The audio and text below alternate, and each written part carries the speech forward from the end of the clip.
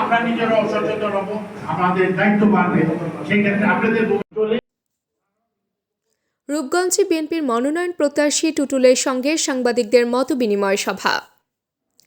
নারায়ণগঞ্জ ১ রূপগঞ্জ আসনে বিএনপির মনোনয়ন প্রত্যাশী জেলা বিএনপির যুগ্ম আহ্বায়ক ও দাউদপুর ইউনিয়ন পরিষদের সাবেক চেয়ারম্যান শরীফ আহমেদ টুটুলের সঙ্গে স্থানীয় গণমাধ্যম কর্মীদের মতবিনিময় সভা অনুষ্ঠিত হয়েছে। মঙ্গলবার দুপুরে পূর্বাচল নিঝুম পল্লীতে মতবিনিময় সভা অনুষ্ঠিত হয়। মতবিনিময় সভায় মনোনয়ন প্রত্যাশী শরীফ আহমেদ টুটুল বলেন, আমি যদি দল থেকে মনোনয়ন পেয়ে সংসদ নির্বাচনে এমপি হই, আমার প্রথম কাজ হচ্ছে মাদক ও সন্ত্রাসমুক্ত রূপগঞ্জ করা।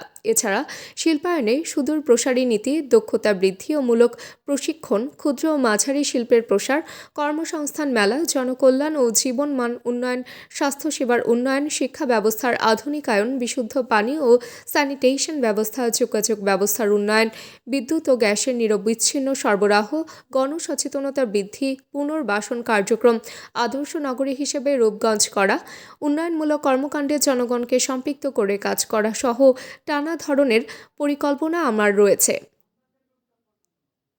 আপনাদের নিয়ে রূপগঞ্জের উন্নয়নের কাজ করতে চাই।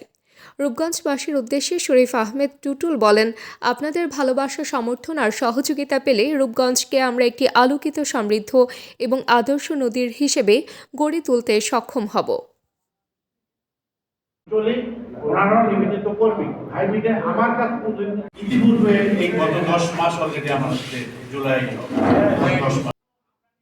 তাবাসসুম হক আনিকা, দৈনিক আজকের বাংলা।